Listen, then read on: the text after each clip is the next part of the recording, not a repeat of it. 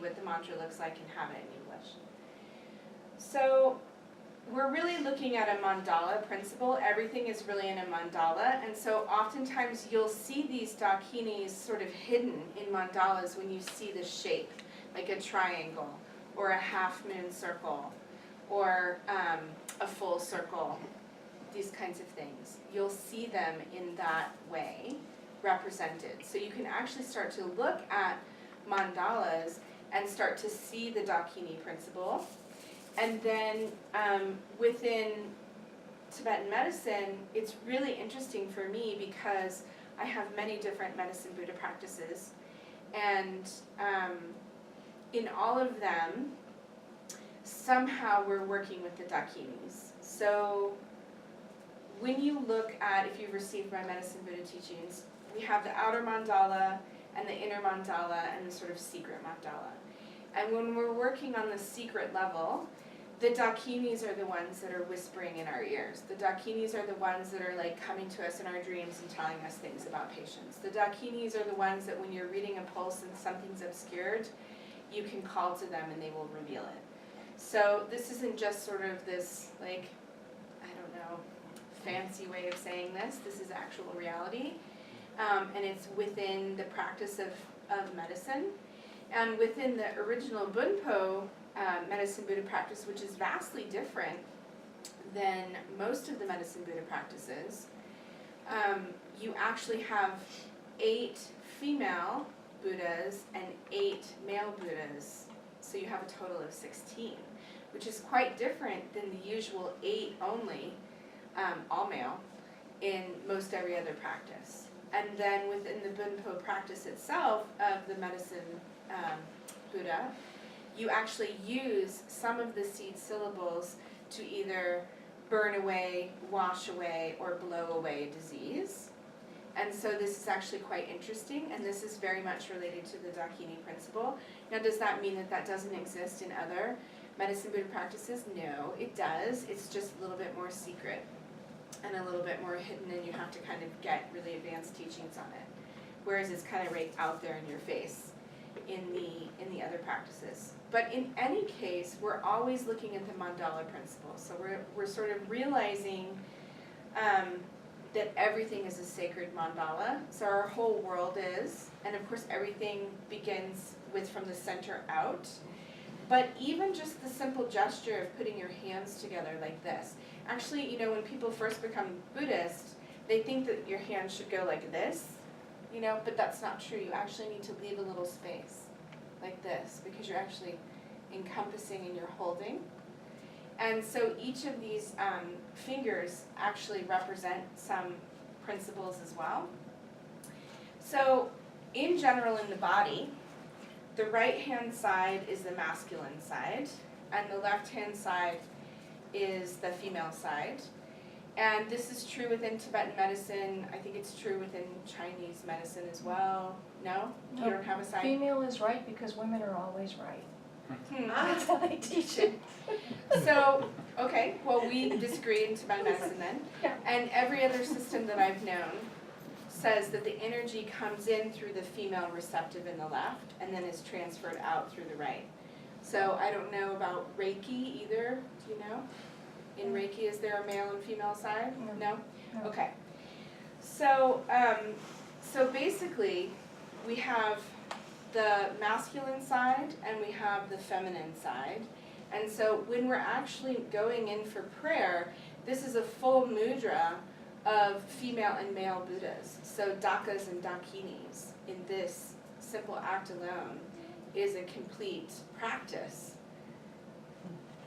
which almost nobody ever talks about, okay? So our white dakini, or our Buddha dakini, is here, yeah, in the center. And then this is the wisdom of just pure wisdom, right? This is Buddha nature wisdom, Dharma Dhatu wisdom. And then we have our blue dakini here, our Vajra dakini is here, and our Vajra Buddha here, okay?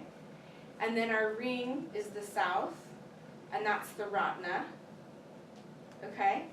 Then we have the west for the thumb. And then the green, or the Karma Dakini, is here, and the Daka is here. So when we're doing that, we're actually having Yabyum. We're actually integrating the male and the female principle just by holding this when we're doing our prayer. So when you're going for refuge, when you're sort of rousing bodhicitta, when you're doing all of that, you literally can actually tap into the physical energy of that through your fingers. Pretty cool, huh? Yeah. So this is one kind of mandala, right, on our body. And then, so too, does every other mandala really work with the balance of it. And so I'm going to go through each one, okay? So we always start with the center, or the Buddha nature, right? So this is the Buddha family. And you'll see some slight discrepancies because this is a more medical viewpoint.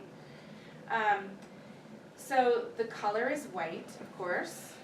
It's the center or the middle finger, as I described. And the seed syllable is the first one, Bam. So Bam represents space, so the element of space, which is all-encompassing. So when we look at the elements from a healing perspective, spaciousness is really the most healing, right? Buddha nature, Buddha mind, like awareness and wisdom, is obviously the most healing because it's all-encompassing. It pervades everywhere. In the formation of the physical form in the body, if you don't have space, then you don't have room to grow. You don't have place for the fire to develop. You don't have ground for the earth to become. You don't have a way for the wind to move. So you have to have that space. So that's what Bam is. It's the space. It's all-encompassing. And it has its favorite root poison. And its favorite root poison is, of course, ignorance. So Marikpa. So this means delusion, ignorance, avoidance, totally just spacing out, man. Just, I don't even care. I'm gonna just pretend that's not happening, and I'm gonna hope it goes away. That's, if you've ever heard me talk about the 3 root poisons on the medical side of it, that's the pagan nature. That's the phlegm. That's the earth and water kind of doing their thing. It's just the kind of heavy, sometimes heavy depression, oversleeping, laziness, mental dullness. I think they call it torpor. It's sometimes translated as torpor. But of course, when properly illuminated, you get the Dharma Dhatu wisdom, or the all-encompassing wisdom. So the Buddha nature wisdom, the clear light. So each one of these have an aggregate, and this aggregate is form. So if you have taken teachings on the Sherb Ningtig, which is the Heart Sutra, so we go through all of the different aggregates: no form, no feeling, no taste, no touch, no perception. So again, you see it here. This is the aggregate of form, right? Because if you're in a Buddha nature state, you're formless. Yeah, you're all-encompassing space. So the aggregate here is actually form. And it's represented by like a bindu. Like you've seen those little dots that Indian women wear on their head, that's a bindu. Or like a little, like a dot. So you actually see that above the seed syllable. And that actually changes the seed syllable to make a sound, but it's also kind of a representation which links it to the seed syllable. And it's symbolized by the wheel, of course, because the Buddha turned the wheel of Dharma. And then it has a sense perception as well, which the sense perception is mind, right? And again, go back to the Sherab Ningtig, or the Heart Sutra, and think about, none of these aggregates: no eyes, no ears, no mind, no consciousness, no sense consciousness, no mind consciousness. And so we go through all the 6 layers of consciousness. And so this sense perception is the mind itself. It's represented by the winter, and therefore its environment is considered to be like the white wintry sky, like a pure, vast, like if you could imagine being in Montana, big sky country, right? in the winter and just seeing this white giant sky. That's what it would be. And the time of day is actually timeless. No time exists. In the Buddha field, there's no time. We don't have to worry about time at all. So, so that's the Buddha Dakini. And so, maybe I'll say more about that later, but in essence, you know, if we're trying to really merge with the wisdom, the all-encompassing wisdom, and we find ourselves being more lazy, really, and not really engaging in our mind, and we're just kind of avoiding practice, or we're avoiding looking at things, or we're deeply depressed, or we're just like, sometimes, you know, when I talk to patients about this essence, I talk about it as the ho-hum. It's like, yeah, I don't know. I could eat, but why? Cooking is such a pain. You know, it's like on a very basic functional level, it's like just really not engaging. So if we find that we're not doing that, and we want to really call on the Dakini to kind of help us like eliminate that, we can literally just do the seed syllable of bum, bum, bum, bum, and we imagine the white Dakini, and we imagine her in the center, and we imagine this vast white sky, and we just say this mantra with the intention of really saying bum, bum, right? So you're using that particular seed syllable. And then for the eastern direction is the Vajra, my blue friend, the angry Dakini. So her seed syllable is ha. So just a straight up ha. And that's because she's like ha with her little fangs. And her element is water.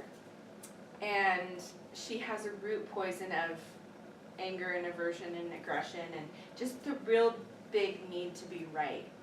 And if you're not doing it right, she is judging you completely. And that also can be turned on oneself. You can have self-judgment, self-anger, you know, self-aversion. So it doesn't necessarily mean that it's happening to everyone else around you. It can also be happening inside. And so this root poison can of course be transmuted, and it really is like a very sharp and cutting energy. You know, I sometimes tell my patients anger is a misunderstood emotion. It's a great emotion because anger gets things done. Anger says, you know what, that's not going to work for me, this is what's going to work for me. This is what's going to serve my family best, so I'm going to make that my priority. I'm sorry if that doesn't work for you. And people don't always really like that kind of thing. It's not necessarily like an anger. That's the wisdom side. That's the mirror-like wisdom. That's reflecting it back. Or sometimes I consider thinking about, you know, within the organs, there's the heart protector. So that's the pericardium. And its whole job on an energetic level is to really protect the heart, or the supreme controller and the sort of king of your kingdom, from insults and injury. And so by really being like that mirror-like wisdom, I sometimes will tell people, what would it be like if you could imagine yourself as a two-way mirror, and when people are throwing sort of daggers and like stuff at you, if you just reflected it back and be like, all yours, man, all yours, not taking on any of that. That doesn't belong to me. So that's what mirror-like wisdom can be when it's Vajra, when it's very cutting, when it's sharp, when it's saying, no, I'm not going to do that. So if you look at the Dakini, she holds like the knife in her hand and she's ready to just slice through it. So her aggregate is consciousness itself, and she has a shape of a circle, and that circle really represents something that we call the melon. This is a melon. The mirror. Yeah? So sometimes you see it with the astrology on one side, or sometimes you just see it with the dots. and it has a lot of symbolism, and it has a lot of use medically and within practice. So that Vajra is, of course, simple is a Vajra itself, but the shape is of a melon or a mirror because it's representing that mirror-like wisdom. And the sense perception is sight. And it's also said that sometimes this Dakini, like her body is actually very hard. Like she's really cleanly cut. Like it's all very sort of tightly put together. The season is late autumn. And I think there's a really logical reason for that, because within the Tibetan medical system, we say that late autumn is when the cold nature starts to come and really pacify the heat. And heat is really what aggravates fire-natured people who are dealing with the root poison of aggression. And so that's when we actually as practitioners pacify liver disorders, hot blood disorders, like these kinds of things. And so the late autumn is this time